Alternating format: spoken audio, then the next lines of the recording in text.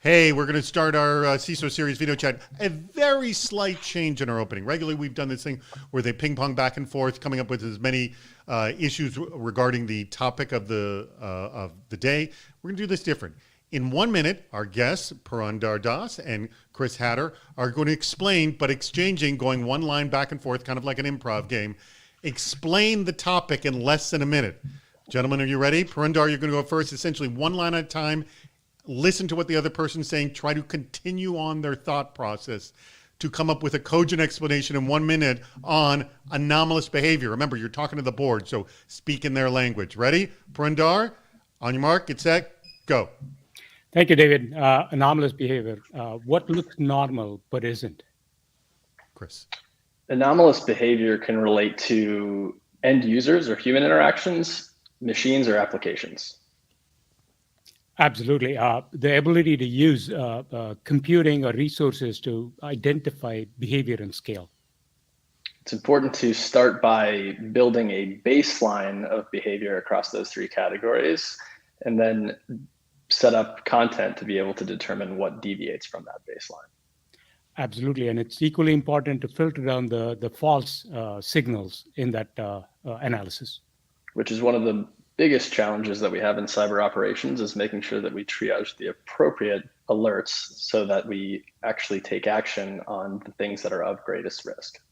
Absolutely. And anomalous behavior analysis is not magic. It takes a lot of work to get it right. About building the baseline and actually taking action on deviations. Yep. Guys, that was an awesome job. I want to say huge kudos. They did great on that. That's excellent. Let's start this. Yeah. All right. Welcome, everybody. All right, bear with me as CISO I get through Series the basics here on today's ready to episode. begin. All right, today's topic is hacking anomalous behavior, an hour of critical thinking on when user actions raise the red flag. That was a phenomenal opening from our guests, and that was the first time we did that. So kudos to both of them. Chris Hatter, CISO of Nielsen, and Purandar Das. Oh, by the way, there's a typo in your name. It's DAS. I can't believe that. My apologies, Purandar. Anyone look at that? It's not DOS. It's not the operating system. It's DAS. Co-founder and president of Citero. There they are, the sponsors of this very video chat. Citero, thank you so much, Citero, for sponsoring this. Actually, the second time they sponsored video chat. By the way, for those of you who are regulars, you can fall asleep here for just a second. I'm going to explain the 6 different ways you can participate. Participate in the chat room. As you see, it's already lighting up. Submit bad ideas. Vote for your favorite. Now, submit best strategies, but in particular, we want them to be unique strategies, and I'll explain that in the next slide. Join us on video at any time with Bring Me On. Not a lot of people take me up on this, but feel free to type Bring Me On. If you've got a question or a comment, we'll have you on video as many as we can handle. Ask a question at any time or vote for your favorite question, because sometimes we get way too many questions, and well, that becomes overwhelming for us. All right. Now, explain it to the board. That's what we just did. Your bad ideas and questions, get them in now. We want to see lots of bad ideas on the topic of hacking anomalous behavior. Now, also at 20 minutes past the hour, instead of your best strategy, because we got a lot of generic things, we want to know what your unique tip is on hacking anomalous behavior, because we want a lot of out-of-the-box thinking. The topic is hacking anomalous behavior, an hour of critical thinking on this topic, so that's what we want to do. 30 minutes past the hour, we'll play Department of Yes with your bad ideas. We'll vote for your favorite questions, and also we'll have the poll of the unique tips will go up. And the best bad idea contenders will face off. We'll determine which one truly was the worst idea of those two. And the last question is final advice. And remember, for those of you who are new, keep getting your best idea or your best bad idea in, because the best one we determine over the weekend wins the CISO Series Fleece. And in fact, many of the people who've won the Fleece are on right now. And at the very end of the hour, stick around, because the link at the bottom of the screen will change to our meetup portion, which is, I think, the most fun part. And also, there is a link at the very bottom of the screen for next week's video chat, which is Hacking User Adoption, an hour of critical thinking about improving acceptance and usage of new technology. Please click that at any time. It will not take you out of this video chat at all. You will still very much be in this video chat, but click it now. Also, remember, people who register early for the video chat by essentially next Tuesday automatically get entered into a raffle to win the best to win a CISO series fleece. And I'm going to want to turn that off if I can do that. Okay, good. All right, gentlemen, let us begin our conversation about hacking anomalous behavior. And I thought, again, I'm totally impressed by your opening of this. So let's just, this was something I asked Purandara in the sort of promo video. So I'm going to start with you, Chris, on this. Isn't the whole process of sensing anomalous behavior really based on knowing what normal behavior is, and just knowing that seems like 90% of the journey? Yeah, I mean, I would concur with that. I think understanding your normal is kind of unique and different depending on the organization that you work in. But that's really kind of the first step, and a lot of what we as practitioners do, and quite frankly, a lot of the investments that we make in tools and technology actually focus on anomalous behavior as opposed to known bad. So I think knowing what normal is important. In our experience at Nielsen, just defining that normal has been, I think, a little bit challenging, because there are really unique and different scenarios that occur within our infrastructure and network communications that happen on a given period of time, right? Where if you look at too small of a data set, you can't really define normal appropriately. A good example for us is we scale up compute resources. We have a tremendous amount of network traffic that happens on Super Bowl Sunday. It looks extremely weird, but that's a normal cadence for our organization. The definition of that normal gets you a pretty long way. So, I'm assuming the line for normal is like shifting on a daily basis, yes? And so that's what makes this very difficult. Yeah, it is. Right? I mean, I would point out what happened to all of us during the pandemic. I mean, our normal changed immediately, right? When everyone just went full scale work from home, leveraging all, remote access resources, totally different model. So everything you knew about your baseline had to be thrown out the window, and you had to go, first of all, help your business and your organization get back to standing on their feet in a totally remote world. But all of the different behaviors that we started to see that we didn't expect or didn't see previously, we had to account for those. So Purandara, if finding normal behavior is so darn hard,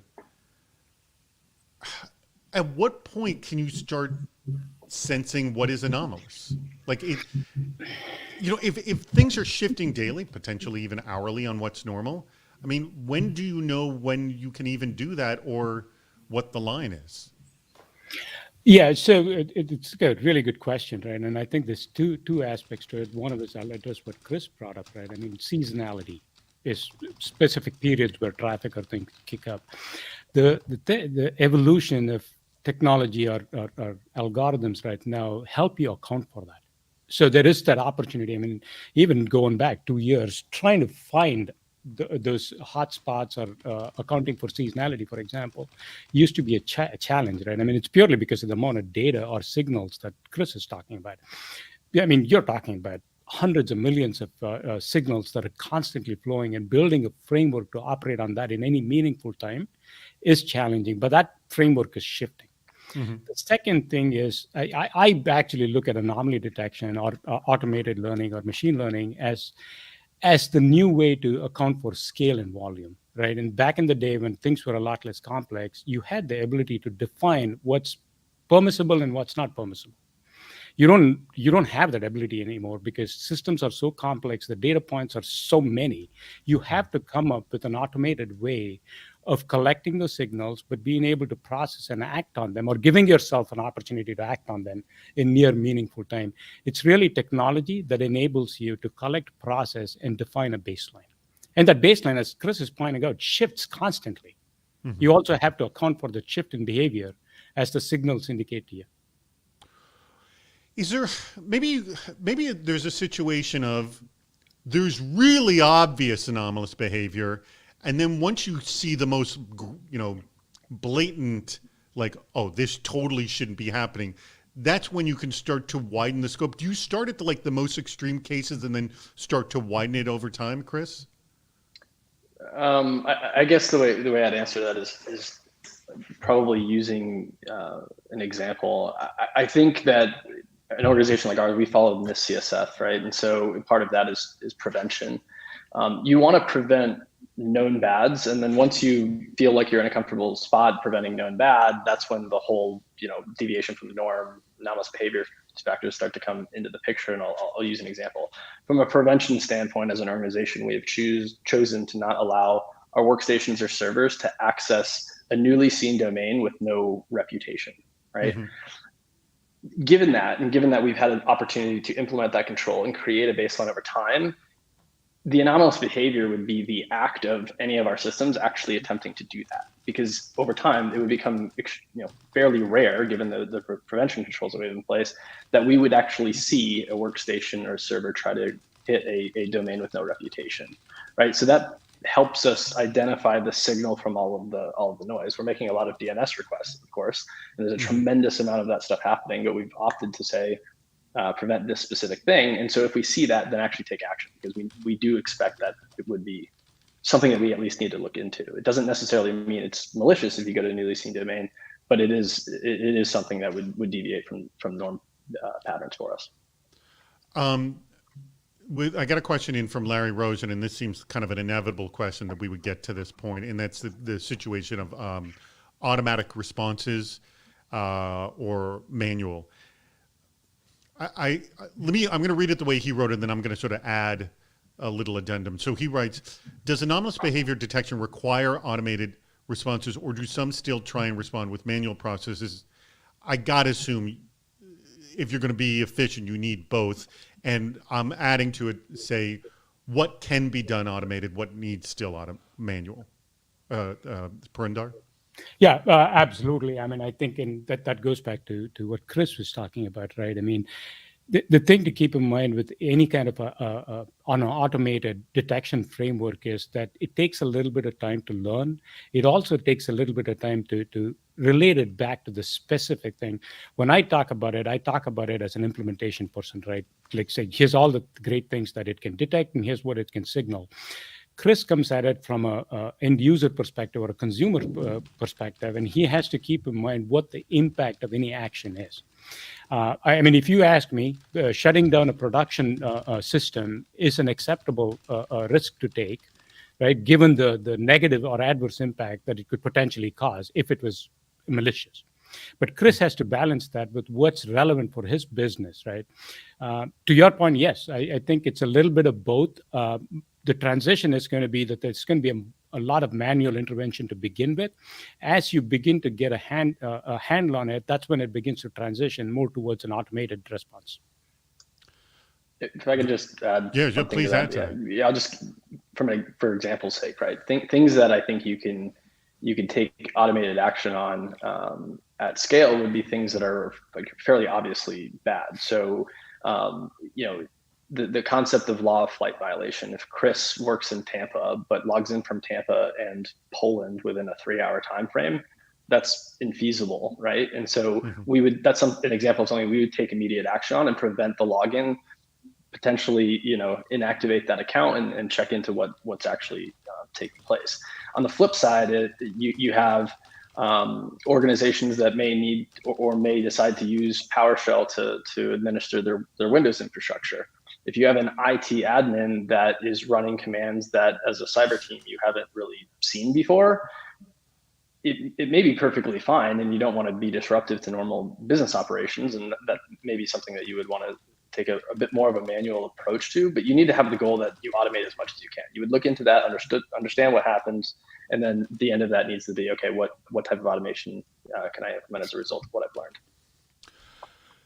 I want to throw in this question that came in from Mike Wilkes, who's a CISO over at Security Scorecard, and I think this is a good question. So I think I know where you're going with this. I'll start with you, Chris. What's the most anomalous thing you've seen done by one of your users? So, Mike, are you asking, like, has a legitimate user done something crazy anomalous, or what's the most anomalous thing you've seen just period from somebody who's had, quote, legitimate credentials? I don't know exactly, but let's see if I can get an answer to both. Like, have you seen something crazy anomalous by a legitimate user that was legitimately trying to do that? And then what is just in general the most anomalous thing you've seen, Chris? Yeah, I mean, I think we see crazy things all the time. Things that look like data exfiltration. Someone who has no pattern of downloading large quantities of data, actually doing that, right? Another interesting example that and I'm sorry, and are you saying that that was from an actual legitimate user with a legitimate reason to actually do that, or that was come to find out it was a legitimate change in behavior as a result of a business decision that we made, right? Another example would be, we take the stance in certain populations of our organization, you don't need to, have workstation to workstation RDP connectivity if you're an HR business partner, right? And we've seen things like that, and those are things that really throw up some red flags. What about, I'm going to throw the same question to you, Purandar. What is the craziest thing you've seen that was legitimate, and just the craziest thing you've seen? Yeah, the legitimate thing, I actually can relate it back to a user on our side who is managing one of our largest accounts. They had to run a campaign, and we had spent a lot of money and time going through HIPAA certification for this customer because they're in the medical space. Because the campaign was at a deadline, they had to get some data over to them. And she walks over to the developer and says, "We won't have enough time to get permissions. Just throw the file up on Google Drive and let them download it." So, I mean, good intentions, but completely circumvented everything, or would have circumvented everything that we think. Anomalous, malicious behavior. We've seen attempts to infect our file systems through a phishing attack. That's it. Hey, I just want to mention, I literally just dropped the link in there. Essentially, Purandar's company, Sotero, has this white paper about what to look for in an anomaly detection system. So you were looking at essentially kind of a buyer's guide, I would assume. And if you want to look at that, just click on that link right there, and you can get it. And by the way, again, you click the link, will not take you out of this video chat at any time whatsoever. Let me just check the time. We are at 10:17. That means you get 3 minutes to get in your bad ideas to be included in the poll, because the poll is going to go up in just a second. And if you have not clicked the link at the bottom of the screen to register for next week's video chat, please go ahead and do that right now. All right, let's jump into some more questions right now. This one comes in from Craig Herder. How does one maintain a relevant data set required to allow for the behavior-based decision-making to be effective? So I guess that's really a question about, tracking what is normal behavior. Again, it's a daily decision, and that just seems like that could be full-time work right there. Yes, Chris? Well, I mean, it is, and we have people assigned to it. I think that I'll reiterate something I said earlier. A lot of the tools and instrumentation that we have in our environments, this is the approach that we take in most cases, right? If you think about the evolution of just like EDR platforms as an example, it was all known bad signature based and trended towards machine learning anomalous behavior detection and response, right? And so a lot of the tools and instrumentation you need are likely in your environment. Then it becomes a question of how do you want to consume that data? Do you want to look at anomalous behavior on a tool by tool basis, or do you want to have some sort of data lake strategy or SIM/XDR strategy that gives you more of a single pane of glass into what normal behavior looks like? But I would say that largely we have people that are doing this as a full-time role, making sure that we can consume the right data sets from our instrumentation, understand what's normal, what's not normal, and act accordingly. Okay. Well, and as I assumed as well, from Mike Wilkes, and by the way, we're almost out there. If I were trying to game the artificial intelligence, I would grow my C2 outreach requests slowly to try to avoid. And excuse my ignorance, I do not know what C2 outreach request stands for. What does that stand for? Command and control. Command and control. Thank you. Outreach requests slowly to try to avoid detection by making lots of requests and establish a noisy baseline. How to train your model to address the low and slow. So, by the way, do you see that? Do you see people trying to mess up what is your standard behavior, Purandar? It hasn't happened yet, but I wouldn't put it past the criminals to start going down that path as well. But keep in mind, just as you're trying to do that, the model is also learning. Right. So it'll be a matter of time before it figures out that somebody's trying to game the system with bad signals as well.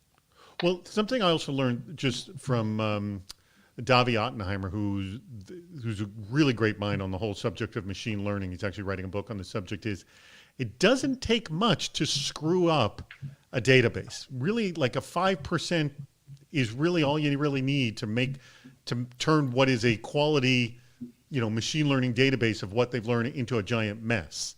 So it wouldn't take too much.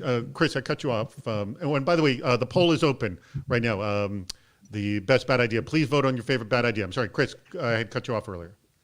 Yeah, I would just say never. You can't ever underestimate adversaries, and in particular the way they utilize C2 channels to get what they want done. I think the vast majority of what you would see would typically be things that are scheduled jobs that are communicating back to C2 on some sort of time frequency, or an action took place that would dictate a communication. But as the level of sophistication rises, the low and slow plays are certainly things that you do observe in the real world. And that's honestly where you really need to blend your sophisticated tool sets, your partner relationships and third parties that you leverage from a threat intelligence standpoint, as well as your internal human capital to be able to threat hunt for the behaviors like that are kind of finding a needle in a haystack, so to speak. Can you give me an example of a low and slow play, like something that is far from the trying to download a huge database of PII, because there's usually many steps before that in the chain. What is a kind of a low and slow indicator that says, hey, either it's not triggering, but we need to watch this kind of because we don't know where this is going? Yeah, I mean, even in the question that was raised, generating a baseline that is a lot of benign traffic, where, in the immediate aftermath of a system like that coming online, you look at the traffic and you say, wow, this is just benign. It's not doing anything that we would deem to be malicious. It's odd. And that kind of establishment of this noisy baseline, you can start to slip through different types of communication patterns or different approaches that just get caught up in the noise itself, right? And so then an analyst might say, yeah, I've looked at that system 200 times, right? And everything's benign. It's a waste of my time. I'm not looking at it anymore. That's where you get the opportunity as an attacker to slip things through the cracks. All right. I believe we have Mike Wilkes, who I mentioned, CISO over at Security Scorecard. I believe he is coming on. There he is, as if his ears were burning. We brought him on. Mike, you got a question or a comment? Yeah, I think low and slow, certainly the slow was SolarWinds, right? Where it was waiting 2 weeks before it decided to beacon out with Sunburst. That actually seems fast. I mean, we hear months sometimes they're sitting there too. True. But most kill chain detection algorithms would have already given up on the original payload delivery, right? After 2 weeks. And I think that what my first question in this chat was, what if all of your users are deviants? And so maybe we need a machine learning model per user, because having aggregate models is just going to cause outliers, and strange, fat of the curve, bell curve kind of normal behavior identification. So is it a possibility to have a anomalous detection per user? I know in the film Gattaca, for example, they had typing cadence kind of algorithms, and you can find software like that. I think it's called typingdna.com, which will actually identify whether it's the same user typing, right? It's kind of like a passive secondary authentication technique. I believe Trend Micro has a solution in that area. Yeah, I think it's pretty cool because it's definitely good for executives. But how does it deal with me injuring my finger, right? Playing some sports, or having 2 fingers of whiskey and typing slightly differently in the late at night, right? This is I think, super interesting space, and I'm actually kind of surprised that there isn't more of like a commercialized product around this exact topic. I actually saw, I won't name the organization, but there was a technology that I saw that was attempting to do just this, right? Like monitoring the keystrokes to say when you come into your desk in the morning and you go to gmail.com, the speed in which you do that and how many tabs you open up are indicative of, are you who you say you are, and how to account for the kind of deviations that you might get from drinking too much whiskey or injuring your hand. What it would do is prompt for step-up authentication, right? Mm-hmm. So it didn't look really much like you. It'd prompt you to say, hey, do MFA again, to just double check that it's you. So I'm surprised we don't see more of this, because I concur. Even today, one of the most complicated things around anomalous behavior is that people do weird stuff, right? It generates a lot of alerts or confusion that we actually have to respond to. Yeah. So, Mike, to respond to your first question about doing behavior analysis at the user level, it doesn't need to be a different model. It's the same model that uses user as one dimension. So you can actually run analysis down to the user levels, which our model actually does. You know, by the way, now just the reminder, I put the link in there, and Anne or Chantel, you can copy the link back again for your anomaly detection report that everyone can get for free. Essentially, it's a white paper on the topic. We have actually, and I was just thinking, typing DNA you mentioned, but we also, it might have been that program, but I thought it was something else. We had somebody who was a regular attendee of these events who worked for a company that did just that. If you're on right now, speak up, please. All right. Thank you very much, Mike, for jumping on in as well. And just pasted it in as well. And let me ask.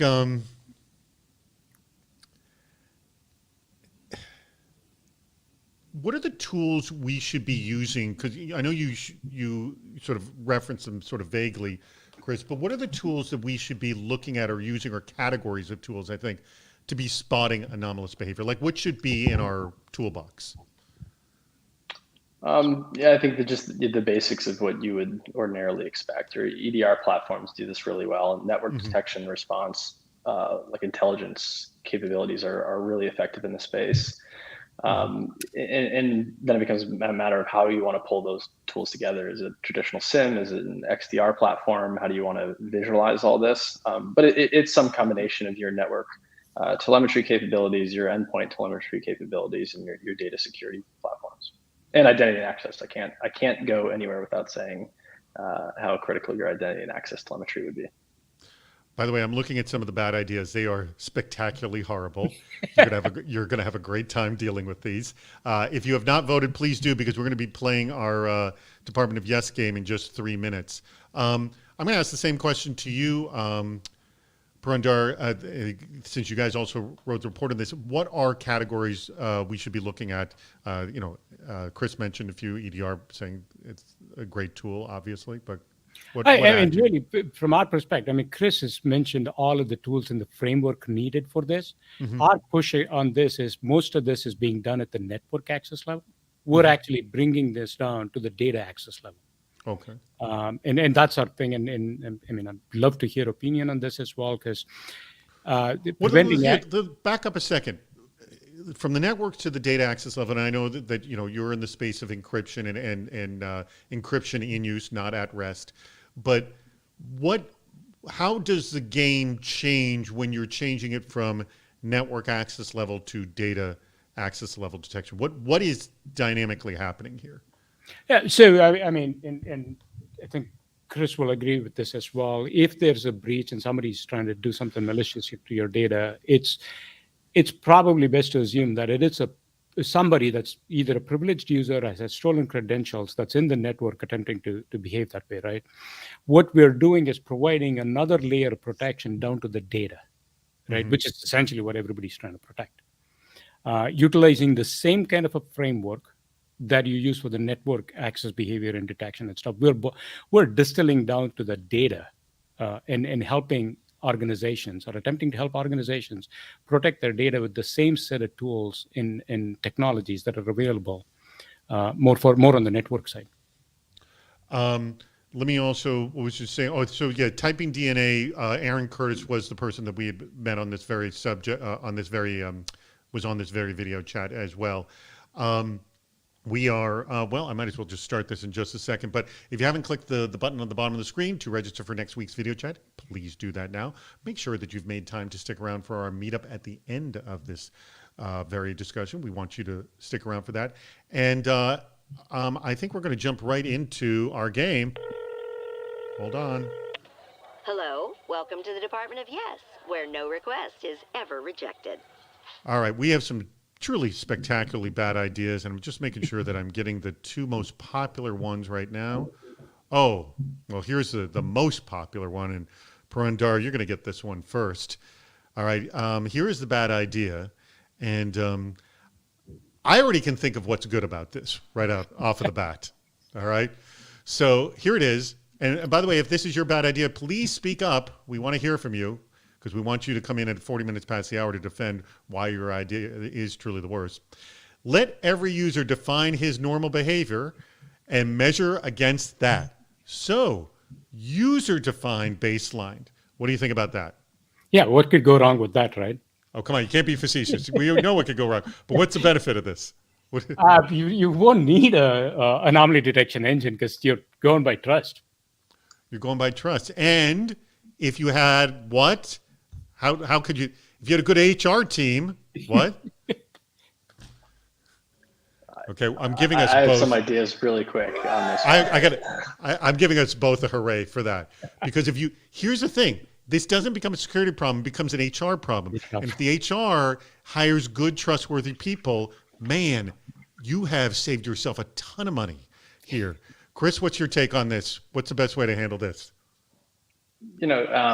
I would be a big advocate for this because it helps bridge the gap between or reduce friction between cybersecurity and the rest of the personnel within the organization. It builds trust amongst those two populations. And I think that when we establish that trust and the whole company feels like they're vested in security and part of the security solution, we'll have the opportunity to do other better things in the future. Truly, security has everyone's job. Yeah, by the way, I'm going to give you a double on that. That is right on the money with that because there's a lot positive. We've got a winner. With a lot positive spin on that. All right, here's the second one. I'm throwing this one to you. Hold on, we've got two. Oh, no, this one's been voted up higher. All right. This is somewhat similar to this last one. And this is going to you first, Chris. Identify all behavior as anomalous and use a Google poll to determine which behavior should be allowed on a per instance cadence. Why do you want to do this? I think it would be boring to have the same answer, right? Everyone polls and is part of the security organization. I would want to do this because at my organization, there's a lot of really intelligent data scientists, there's a lot of super intelligent engineers, and I would have a great deal of trust in the Google poll results as we would be, taking the results on aggregate from a lot of brilliant, intelligent people. Very good. I've got something to add to it, but let's see if Purandar can do it. Why do we want to do this? Yeah, absolutely. The power of crowdsourcing, right? I mean, you're soliciting opinions from a much more broader audience pool. How can your chances of being right amongst a larger audience that goes up dramatically? I was looking to say crowdsourcing, and crowdsourcing. I couldn't think of it while I was talking. No, the same thing. But what you've both missed.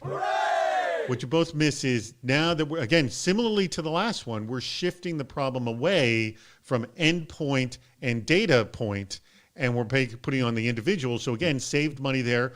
You wouldn't have to buy those endpoint detection systems, wouldn't have to buy the data point detection service. It's not so good for you and Sotero, but again, shifting the problem somewhere else. And look at it, if you do it on a sort of micro level, it doesn't become that hard. Could save yourself a lot of money here. I don't think these are such bad ideas, especially the very first one. By the way, I didn't find out who were the two people who submitted those two. I didn't see who it was. Let me know in the back channel. Craig was the first, or the second one. Craig Herder was the second one. I don't know who got the first one, but those were both good bad ideas. By the way, if you got, whoever submitted the first one, please let us know. That would be the one that I thought was quite spectacular. And also it's been voted up the most. It was, I'm sorry, here, let me go back and look at this. It was let every user define his or her normal behavior, which, great idea. Roland for the first one. All right, excellent. Roland for the first one. Okay, be ready in about 6 minutes. We're going to bring both of you on in about 6 minutes. Let's go back to the questions here. This is an interesting question that Fred Grun has. What's the privacy impact for these types of solutions? How much disclosure do employees need to be given once in an onboarding annually? I would assume that employees know that in general that their user behavior is being tracked when they sign on. Yes, Chris? I think you would be very surprised. I think some people know. I think that there's large populations that don't fully understand. What I would say is that there's always a little bit of a friction between privacy and personal privacy and cybersecurity. I think what's important is to, as a cyber organization, make sure that you have a really clear mission. So, for example, we are a team that is driven to ensure the safety and security, brand reputation of our organization, and everything that we do aligns to that. Most of what I would say we collect is not very intrusive. There are things that people would argue is intrusive, like monitoring a web gateway and DNS requests and things like that. Where are people going in their day-to-day work in terms of what they're consuming on the internet? And as a cybersecurity organization, we're not the productivity police. Like, it's between you and your HR rep and your manager. If you want to go to ESPN.com, for 6 hours a day, like, you're not exposing the organization to risk by doing that. I care about and will take action on what we do monitor when you're putting our organization at risk, right? So we're not the productivity police. It's really important to clarify what you're there to do and help people understand that. Okay, and that becomes that issue of, oh, we're not interested in this behavior, is that yours, we're interested in this. But then again, your manager may be interested in the fact, like you said, I'm at ESPN for 6 hours a day kind of a thing. So in generally, they just need to know that it's being tracked for security purposes, but also privacy gets in the way, which is, by the way, a concern we always see with privacy. This is not new. So what I'm sorry, what were you about to say? Yeah, I was just about to say, from a legality perspective, it's fairly clear that anything that you do as an employee is the organization is allowed to monitor and do what you do, right? So that's there. That's what I said at the beginning. Yeah. To Chris's point, education's a big part of this, right? I mean, make them aware. What I would also throw out there is a lot of this can be done in a privacy sensitive way, right? I mean, collecting data is one thing. Who gets to view the data and what they view it for is a completely separate thing. If there's good collaboration between the human resources organization, the leadership team, and cybersecurity, you can actually execute this in a very privacy compliant way. But at the end of the day, as an employee, if you're doing something that's wrong, whether that's exposing the organization to some jeopardy or not being productive while you're spending your time on ESPN, you have to expect that it's going to be acted upon. Let me ask this quick question again. Came in from Mike, and I got to assume. Well, this is obviously being put on more alert. But should we start with surveilling privileged users first, folks with root admin privileges? Like, I got to assume that they are sort of put in their own kind of separate bucket. Like, really keep an eye on whatever they're doing. Yes, Chris? Yeah, and we do. I mean, I think most people who are in a position where they have privileged access understand that they have a kind of a special power that they wield, and they have a certain level of accountability to the organization to act responsibly with such access. There is, I think, for most of us, definitely a higher level of scrutiny, monitoring that happens on privileged users and privileged user accounts, and also service accounts that have particular privilege. And do you have any kind of like a 2-key type of routine where, like, a privileged user wants to do something, they need to get a check and balance from somebody else to make sure that they can do it, something that's extremely, high level in terms of pulling out data? Yeah, we have some systems like that. I think largely what you'll see is account vaulting. A really good example of this is actually Microsoft's Active Directory tiered administration model, where you have really high capability controls at the tier 0, the people with the keys to the kingdom, so to speak. And then as you get further away from the keys of the kingdom, you kind of lighten the level of scrutiny and control over those accounts. Good point. All right.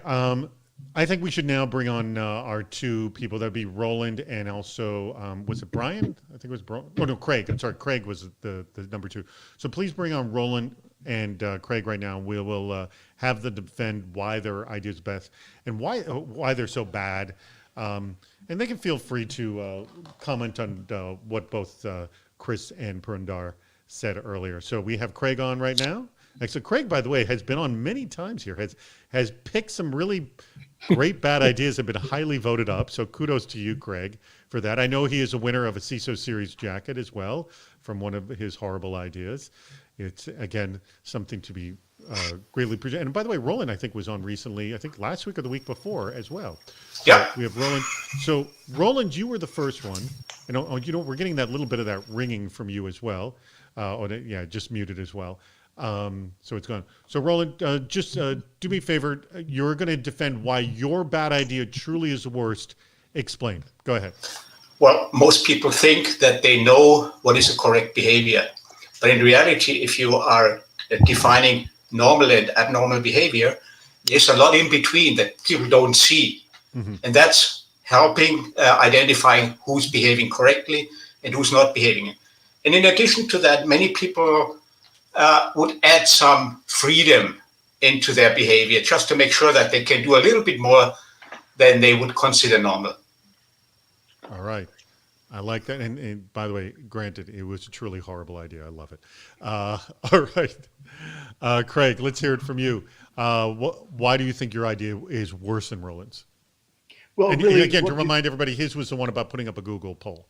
Yeah. So really what you're doing is you're slowing down the enterprise, right? You're slowing down and bringing visibility, and you're instantiating every instance of behavior. And then you're using the brain trust to poll, and that can take n number of hours, minutes, days to come up with a solution. So you're reducing your footprint to an individual incident that's happening at different times, and then determining based on risk posture that changes on a daily basis, right? Depending on how much coffee the brain trust had, you can have different answers on each given day on any given behavior. All right. Both horrible ideas. I would sum it up as Roland's bad idea is just trust all your employees, period. And Craig's bad idea is you're going to bring the business down to a crawl. Which one is worse, Purandar? Which one is worse? I'd go with the trust your employees. Trust your employees, that's worse, and why? Obviously, there's a misnomer there if you ever wanted to hear one. Trust your employees. I mean, if that were the case, you wouldn't need any security systems or solutions at all. I just want you to know the two of your coworkers, Ann and Chantel, are on right now, hearing you say this. There's going to be a really difficult post discussion after this. Yeah. What did you mean about don't trust your employees? Chris, which one's worse here? Yeah, I mean, I'd concur, but I'd say trust but verify. Okay. Just like Ronald Reagan would say. There you go. All right. Roland wins for the worst one here. But the best bad idea truly winner. You can still get your bad ideas in. We discerned that over the weekend. Kudos to you, Roland. Thank you, Roland. Thank you, Craig, for horrible ideas. And thank you, everybody, for voting as well. If you have not clicked the link at the bottom of the screen to register for next week's video chat, please do that as well. And Purandar realized he stepped in a lot, saying what he just said. I'm already hearing the blowback. Oh, he's going to hear it from Ann and Chantel and God knows who else as well. So let's jump. Kim Kennedy has a question here. By the way, unique ideas. If we have not heard unique ideas, I haven't seen many of them come in because they usually just say, best strategy. But I want unique ideas to solving this issue of anomaly. So anything out of the box, let's hear him put it in, put like unique : and if we've got something for a poll, let's get that poll up there as soon as we get a handful in. All right, from Kim Kennedy, the biggest problem I see is once you detect that anomalous behavior has been injected into the ML, machine learning, is there a way to reverse? Well, you do still want to inject anomalous behavior into the machine learning because you want to know that's the anomalous thing. Yeah. But if it's, let's just say it's noise. I'm going to qualify Kim here. If there's noise thrown in, is there a way to reverse this? Especially with Mike's comment earlier, low and slow model. So is it, if you realize, oh my God, someone's putting garbage into our machine learning, by the way, I think you mentioned, Purandar, you have not yet seen this, but would there be a way to reverse it? Yeah. So it's I mean, the one of the, I think maybe the misunderstandings is that it's a all or nothing approach. there's many ways to deal with noise thing, right? One is you can put filters in that eventually dilute or remove that noise, the noisy signals. The second one is to weight the factors that you're using to arrive at that score or analytics, and start to weight the factors that are creating the noise less, so that it has less of an impact. There's multiple ways to approach it. It's like just like any other statistical analysis or statistical based model. You can dilute it, delete it, or completely filter it out. I'll just quickly, Chris, have you seen this yourself, and have you had to reverse anything as well? Yeah, I mean, to Parandra's point, occasionally you train models. I mean, there's supervised methods and unsupervised methods, and so you could use those training techniques like weighting or simply adding and removing in order to kind of build the model. But I think that on a fairly consistent basis, we identify things that we deem to be anomalous, abnormal, or bad that come to find out they're not. So Phil Wolf just said this is a good idea. I'm assuming this is your unique idea as well, to share anomalous patterns outside the enterprise smarter together. So if you're going to do something bizarre, do it on a personal computer. Is that the idea? I'm guessing that's what you mean. Please clarify. I read that as potentially share anomalous behavior, almost like threat intelligence sharing with others or the community. Share at large. with others. That's the way I read that. I think if you see it, say something. Is that the idea? If you see something, say something. I think it's a positive thing, right? I think the idea that we should be sharing intelligence around what is anomalous and what is not is a positive. I think the hard part there is everyone's baseline is different because everyone's business is different and people run technology differently. But by the same token, intelligence sharing and our shared experiences is what makes us more difficult to compromise by threat actors. We're stronger together. Security is a team sport, and to the extent that we could share that type of information in a privacy safe way, I would be all about it. Yeah, I mean, just to follow up on that, Chris is absolutely right. When you think about anomaly or harmful behavior at the network level based on IP or location, those are things that you can share, right? That's common to most enterprises. But when you bring it down to data usage or data access patterns, that's very specific to an organization, and that's not really relevant. Absolutely sensitive to privacy, sure.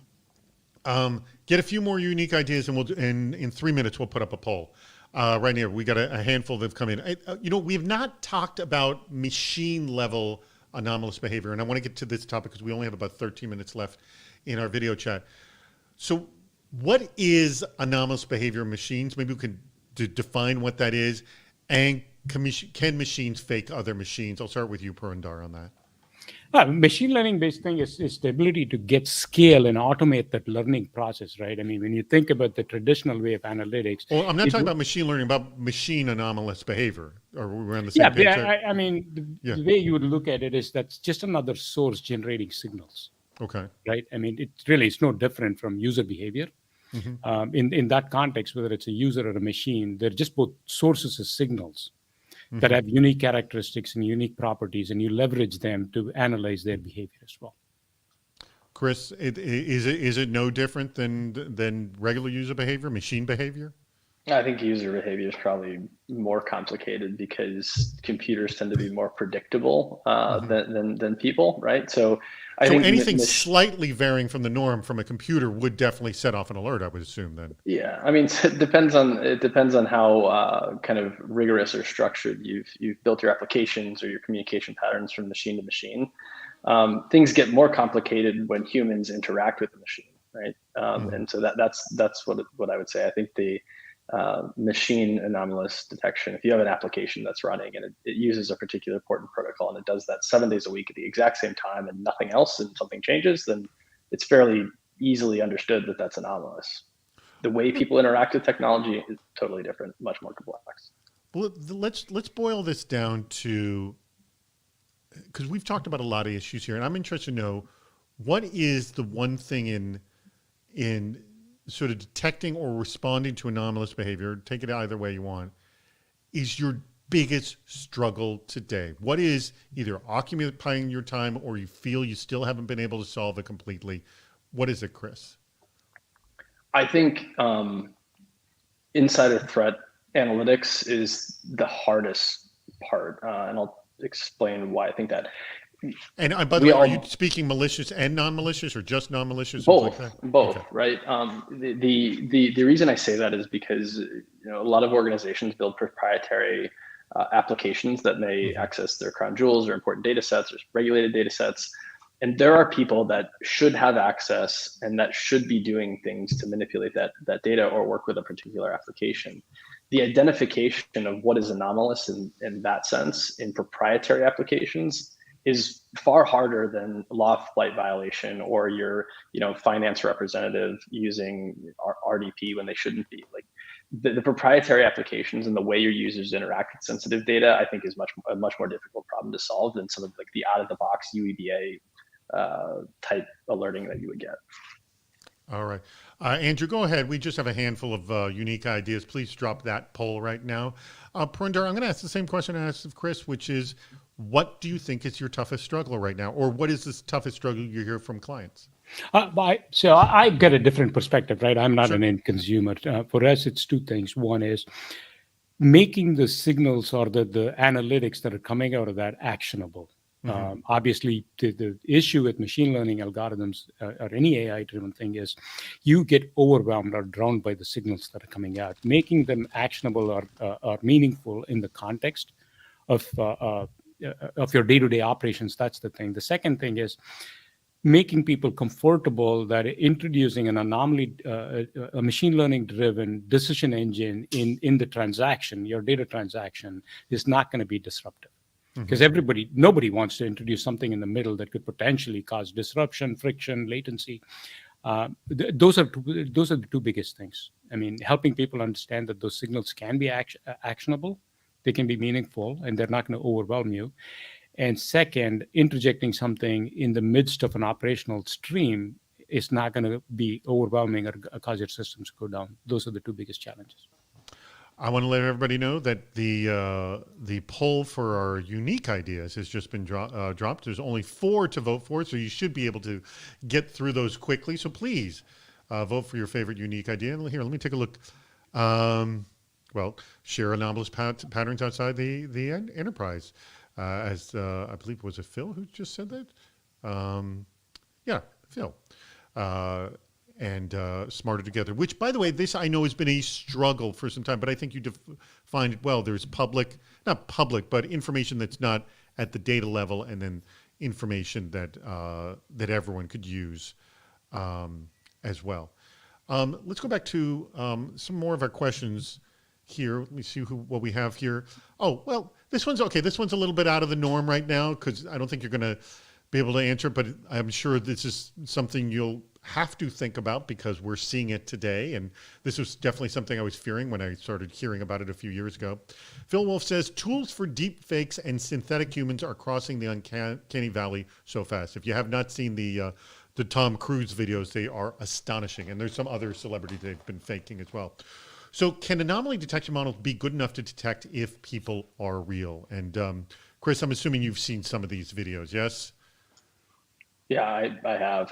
I honestly think Parinder may be in a better position to answer this one, given his background in the space. But I have. It's concerning, and I think that we need to make sure that the analytics around determining what's fake and real, and the amount of really high caliber human capital that we're applying to the detection is kind of meeting the demand of the kind of fraud side of the house.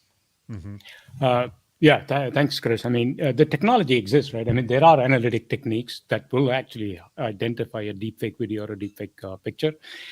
It's not that's not the challenge, honestly, in my opinion. It's the dissemination and the gullibility of people that are willing to believe something. That's the challenge. And the probably just as big or an even bigger challenge are the channels through which this media or content is disseminated. I mean, take Facebook, right? I mean, you have this veneer of credibility if you're on Facebook for the most part. And if you see a video there, you tend to believe that it's accurate or true. That is the challenge. The techniques exist, the algorithms exist, the mechanisms exist. It's a matter of implementing them and making them available widely across the channels through which this content is being disseminated. That's the challenge. I want to mention one unique idea that came in from Craig Herder that's been voted up a lot. Use a tiered approach to determining standard behaviors. Use the monitor first, then baseline, and then create a data set per each user that is overlaid on the organizational behaviors. This way you can track, alert, respond based on the data set. This incorporates both the shotgun and the sniper approach. Thank you very much for that, Craig. All right, we are now at 5 minutes left. So what I want to do is I want to do a couple of quick slides to wrap this up, and I want your final thoughts, both of you, on this topic. So everyone hang tight with me as I share my screen right now. And I want to remind people, this is something you may not know, but 90 minutes from now, at 12:30 p.m. Pacific, 3:30 p.m. Eastern, we actually do our cybersecurity headlines week in review. You can come right back to crowdcast.io/CISO series or click the register for video chats button. If you haven't regularly registered for the cybersecurity headlines, which we do every Friday, we used to do it Thursday, but we're now doing it every Friday at 3:30 p.m. Eastern. It's only 20 minutes. It's a quick review of the week's cyber news. If you want to get that, please just join us in an hour and a half from now, or an hour after the meetup portion, which we're going to do. And Andrew, if you haven't done it, change that link at the bottom of the screen to stick around for a meetup. The link is actually for our currently. There he is. You just changed it.